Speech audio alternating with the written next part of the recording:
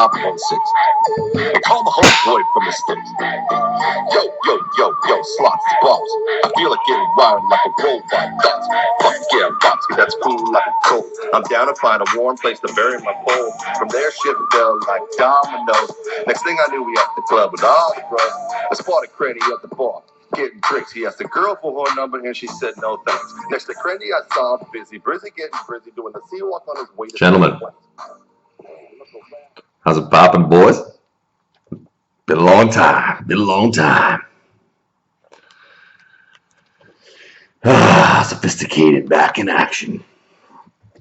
Okay, week 1, 2021. This is year 15, boys. Cheers to that. Cheers to year 15.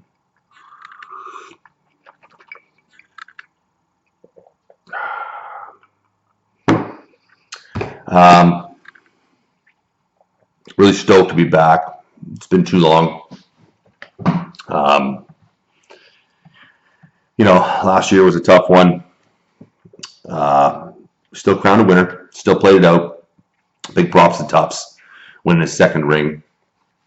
And I feel like this year we're back. We're kind of back, relatively full force. Like we didn't have a big live draft, but we had a live draft, and for some of the guys. And this is going to be a great year. I got high hopes for this year. Anyways, this is going to be a short video this time. I'm going to really get this bad boy short. I'm going to bring this down to hopefully the 15-minute range, 15 to 17 minutes. We're going to start it off with a quick recap of the week, week 1. So we're going to go division by division here, and we're going to breeze through this. We're going to fly through this. So without further ado,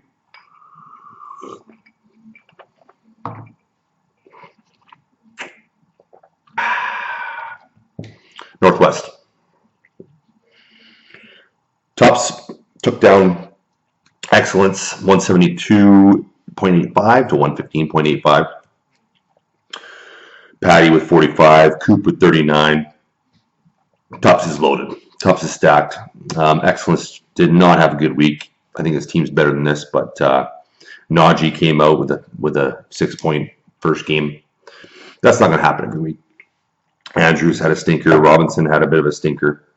Hoff defeats Rebuild 119 to 114. Bit of a pillow fight here. Rebuild, Saquon, first game back from the injury, had 3.7. Iceman, traded for the Iceman in the offseason, 10 points. That's not going to get done. Sutton, 2.4. Gallup got hurt. But Devontae Smith with 19 points, his first game ever. It's a good-looking player right there. Hoff pulls out the victory, and that's despite 2.15 points from A-Rod. TJ Hawkinson looking to have a big year. Is he going to step up into the top 3? Top 2 even? I think that's going to happen this year for Big Hawk. But the sad news is Jerry Jeudy down and out. It's a high ankle sprain. Several weeks. Northeast Division. Mangold crushed the Fist. Not much to talk about here. Although Chase had a great first game for the Fist. I'm happy about that.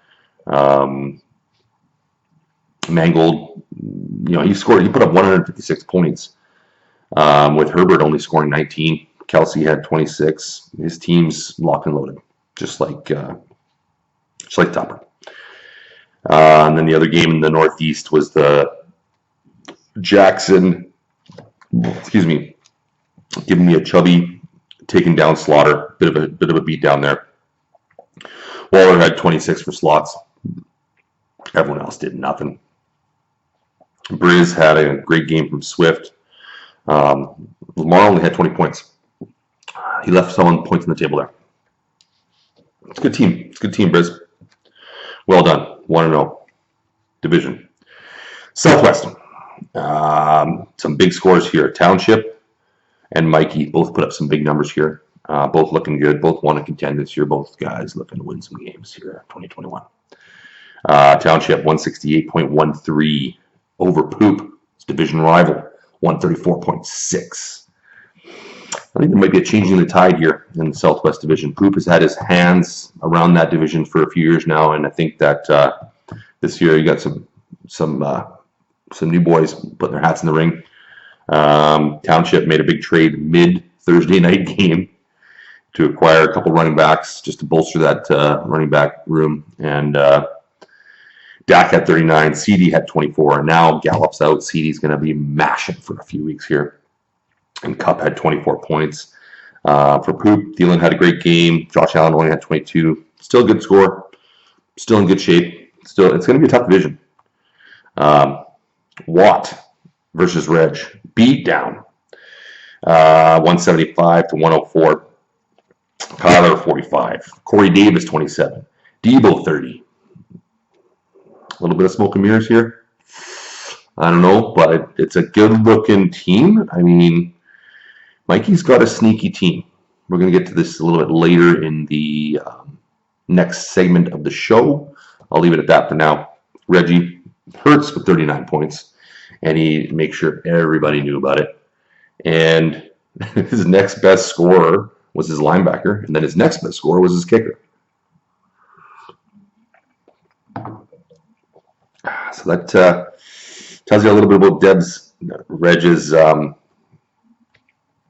depth and skill position talent there. There's not a lot of it. On to the Southeast Division. Prugs versus Pollock, 169, 95.72. Was never in doubt. Brady threw down 40. His whole team was all around fantastic, deep, steady. He's going to put up points all year long. Injuries aren't going to hurt him all that much. I mean, he's in good shape. He's in a good position here to go for that elusive fourth ring. Amazing. Well done, Laugh. Pollock. Hey, Trevor Lawrence had 28 points. And Damian Harris had 16 points. Some bright spots for you there, buddy. You got a quarterback to build around. That's for sure. And then the game of the week. Democracy versus Bridesmaids. 173.85 for Crenny. 166.8 for Gordy.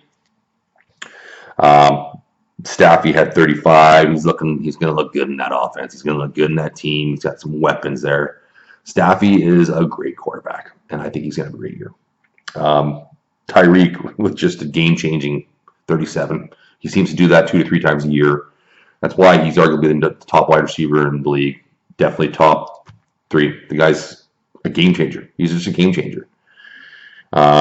Russ had 39. Actually, Russ and Lockett combined for 65 points for Hammer. Missed. But couldn't pull out victory. Great game. Okay. Now, that's the recap of the week. Now, we're going to run through the power rankings. So, what I've done my list. 1 to 16. I've made tiers. So, I've got 6 tiers here. And we're going to start from 16 and work our way up to number 1. This is for a season-long power rankings. It's nothing to do with dynasty rankings or future. The future has nothing to do with these rankings. This is about 2021. Okay. Number 16. There's been a guy that's had his spot claimed for the past few seasons. And he doesn't really want to let go of that thing. But there's a couple other guys who are scraping and clawing their way down to the bottom. Yours truly and Reg. Who comes in 16th, though? Can the king be dethroned? Not yet. Not yet, Pollock. You're still down there at the bottom, buddy. But I will say this. He's got a nice little quarterback combo. He's got a potential player At the running back position, in Elijah Mitchell, 6th-round pick, I think he was for the Niners, who had a really nice game. And is he going to step into Mostert's shoes and put some points on the board? Maybe. His wide receiver room is depleted. They've all died from COVID. This guy's got nothing in the wide receiver department. Not a whole lot going along pretty much anywhere. But he's got a quarterback. Number 15, bottom tier, Reggie. It was a tough call between Fist and Reggie on this one. Maybe I got some biased, but Reggie took the 15th spot because I think that Fist has more opportunity for young guys to produce this year. Reggie's got nothing at wide receiver. It is a wasteland. You couldn't get a decent wide receiver from Reggie and Pollock's teams added together. And my team. All three of us have one thing in common. Our wide receivers are bad. Really bad. He's got the running back, the rookie from Denver, Williams. Paris Campbell, I think, is his best wide receiver. Still has Julian Edelman on the squad. I mean, that tells you everything you need to know. And then the Fist. It's got some prospects, but in actual NFL talent, it's not looking good. It's looking like about 100 points a week type team right there. And then I've got a tier break here. The next tier, 5th tier. Number 13, Yari. Yari, I think, was hoping to have a better run, a better ranking. I'm sure Yari was hoping to have. Couldn't do it for you, buddy. Couldn't do it for you. Got Aaron Rodgers, Clyde Edwards-Helaire, DJ Moore, and Robbie Anderson. And then he's got Hawkinson. That's a nice little group there. 2 Carolina wide receivers with Sam Darnold. It's a little iffy for me. Judy being out just sort of hurts him that much more. And other than that, he doesn't have a lot of depth. So you're in 13th spot. I got Slaughter in at 12.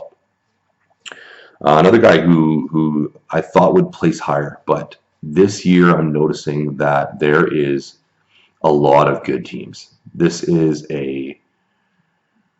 are, I'd say, at least 8 or 9 teams that I think have a chance at winning it all. And that's no exaggeration. So Slaughter, you're in at 12, and he's even got a decent starting lineup. He's got a good starting lineup. Tannehill, Zeke, Aaron Jones, Mike Evans, Darren Waller. Could use another wide receiver to put him up in that top 8. But it's a good squad. It's the best I can do for you, 12th. And then I have another tier break. Now we're getting into the possible contender zone already. I mean, we basically just listed off 5 teams that are in the bottom 2 tiers. Now we're into tier 4, and it is getting good. It's starting to get good here. Number 11, who happened to be the highest scorer of the week. Say what?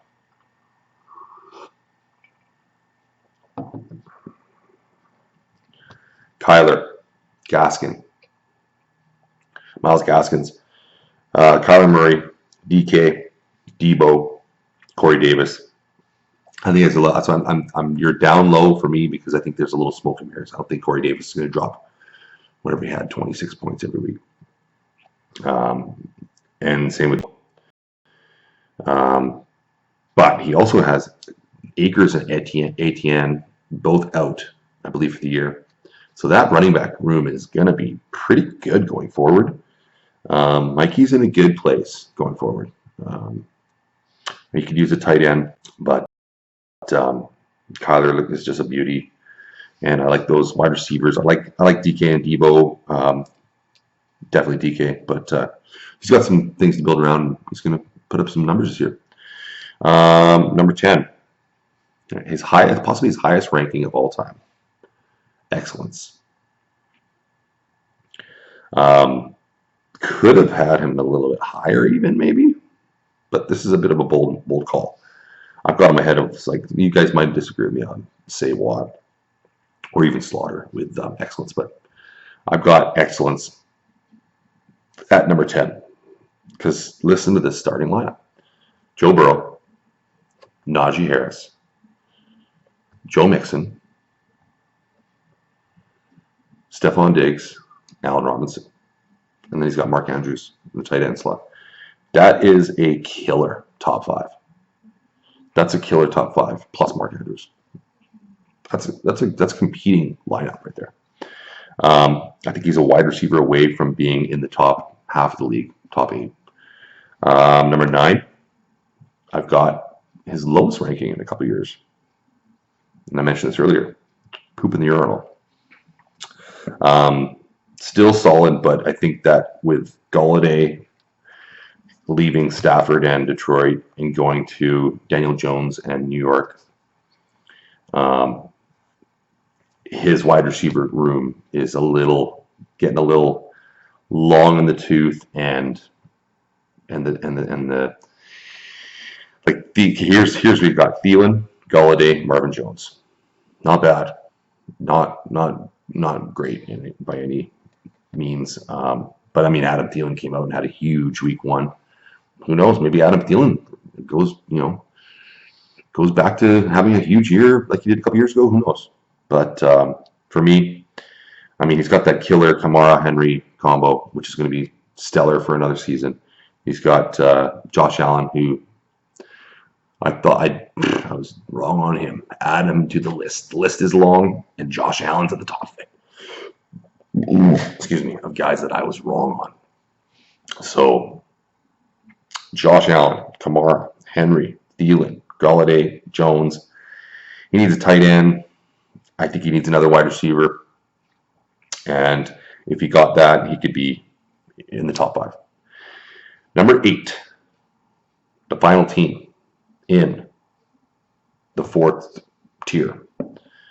And this is a guy who's fallen some slots. Went back to back. I think he went back to back. I have to double check that. I am now doubting myself. Did Miracle go back to back? Anyways. 2-time champion for sure. Maybe he's a 3-time champion. Can't remember. Rebuild. Matty Ice, C-Mac, Saquon, Devonta Smith, Cortland Sutton, and Mike Williams. I've slotted in as your number 3 wide receiver there. That's a good lineup. I mean, he's got the 2 game changers. C-Mac especially, and Saquon, but that combination is a game-changing combination, similar to Krenny and his Hopkins-Hill combination at wide receiver. Those 2 running backs for Miracle can win him a week. Deshaun Watson going down, Gallup being out. I mean, if Deshaun Watson was here, he'd be right back up in the top 5. I think he'd still be down a slot or 2 because his wide receiver group is trading away Michael Thomas, even though it's a good deal. It was a good move to do it because Michael Thomas has fallen off the cliff, but that's a guy that he needed to have in his lineup to stay in that top tier. Now we're into the 3rd tier, and we're into the top 7 teams here. This is the legit top the top here. And I know Briz is waiting for his name. He's thinking, man. He's like, I'm in the top 7. Briz, you're in the top 7, buddy. Not just that. You're in the top 6 because number 7, I have Bridesmaids. Gordy's in number 7. He's got Russell, Mike Davis, and Chase Edmonds. It's a nice little combo, but nothing fantastic there. And then he's got a nice trio of wide receivers in McLaurin, Lockett, and Julio. Despite Julio's rough week 1, I mean, Tannehill had a bad week. I mean, it wasn't a good week for his first game there.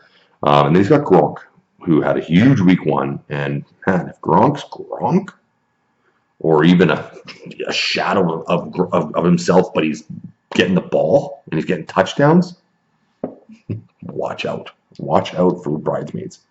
And then at number 6, Brizzy Briz. Maybe your highest ranking of all time. I don't know. This is high though. Briz, Lamar, Chubb, and Swift, which is a deadly combo. I love that combo. Chubb, Swift. I hope this video is not choppy. It looks choppy when I'm recording it, but anyways. I'm going to try something here. Okay. So, where was I? Chubb and Swift. Awesome combination. Lamar Jackson at quarterback, and he's got A.J. Brown, DJ Chark, and George Kittle. That right there is a six-man death squad. I think Chark's going to have a big year. He had a bad preseason. People were counting him out this year. They were saying, no, Chark's having it. Chark's been the number one receiver 2 years in a row without a quarterback. Now you're going to give him a quarterback, and he's not going to be good. DJ Chark is good. And DJ Chark is going to ball out. And then he's got Michael Thomas coming back at some point, and he's going to put up points. He might not be Michael Thomas with Drew Brees, but I'll tell you what, man, Michael Thomas is going to put some points. And Briz could be moving up these rankings in a few weeks. Okay. And now that's a 2-man tier, 6 and 7. Now we're into the top 5. And now another tier break, tier 2. Tier 2 is another 2-man tier. I've got, at number 5, Township. Made the big deal. Got Henderson and Robinson. Robinson had a stinker in week 1. Henderson played well. I think that's still a nice little combination to have there and to pick, because he's got Carson too. So that's a 3-headed monster there. Wouldn't call it a 3-headed monster. It's a 3-headed, medium-sized predator. But it's nice to have those 3 running backs to choose from, 1 or 2 of them every week. Chris Carson, Dak. Dak's gonna kill it, man. Dak's gonna ball. And then he's got CD. The CD-Dak combination. That is going to do some damage against everybody this year. Antonio Brown might be having a big year. Everyone was doubting Antonio Brown, trashing him in the blog. AB, man. Tell you what, AB, he's going to be good. Cooper Kupp. It's a nice lineup, man. That is a nice lineup. And then he's got Logan Thomas, underrated, top 5 tight end. By the end of the year, he's going to be top 5 tight end. And, there's only 5 guys that are going to be able to claim that. And he's got one of them. Number 5. Number 4. Now, this is where things got really tough. I thought that was you could have almost have made a little bit of a tier break there, but these guys were close. These like number 5 and number 4 were close, but depth won out, and that's for the Prugs. I've got Lafayette number 4. The depth beat out Powers. And he's got a good top end too. He's got Brady, who's obviously going to play well again. Montgomery. Never been a fan of Montgomery, but the guy puts up points. He just gets the ball a lot. And then Cook, if he can stay healthy, he's a monster. And Jefferson and Keenan Allen's a nice little addition there. And he's got a whole bunch of depth. So, but Prugs are going to be very good. And then now it's a tier break. Now we're to the top tier. Top 3 teams. We all know who they are. What order do you have them in? The Fist has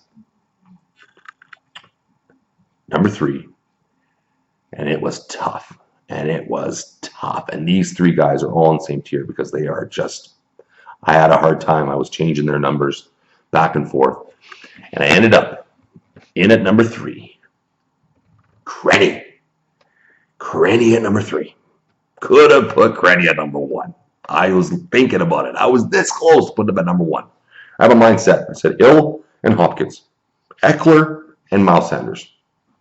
Staffy playing like Staffy of old. Deadly. The Hill-Hopkins, the Tyreek Hopkins combination that's badass. That's big boy stuff right there. That's the same thing as Miracle with its 2 running backs. That is game-changing stuff right there. That's potentially an 80 points. That's potentially half the points you need to have a big week out of two guys on any given Sunday. Stafford, going to have a big year. Stafford's going to have a big year. I think Eckler's going to have a big year. A lot, everyone did. The analysts, everyone thought Eckler was going to have a big year. He had a rough week one, and I don't think he caught many balls. It was, oh no. Hold on. Am I back? Am I back? Fucking thing, man. Hold on here, guys.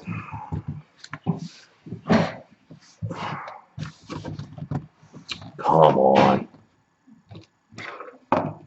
Okay. I'm back. Okay. So, sorry, guys. Hopefully that's not messing up. Anyways, I'm going to get this done here. 26 minutes.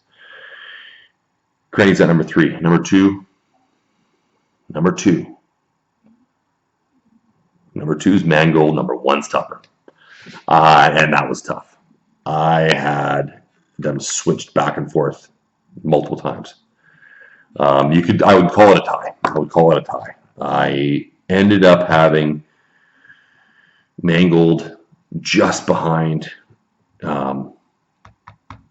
Tupper because of his lack of a true running back one. Although he's got that deadly 3-man combination at wide receiver, Calvin Ridley, Devontae Adams, and Chris Godwin, and then he's got Travis Kelce. I think that, and then Herbert at quarterback. I think that this guy is, he's number 1B, and then you got Tupper. I got at number 1, Cobra Kai. Patty Mahomes is a game changer. I think Jonathan Taylor is going to be a game changer as well. And then Robert Woods is an underrated. I think he's going to be top 10 this year.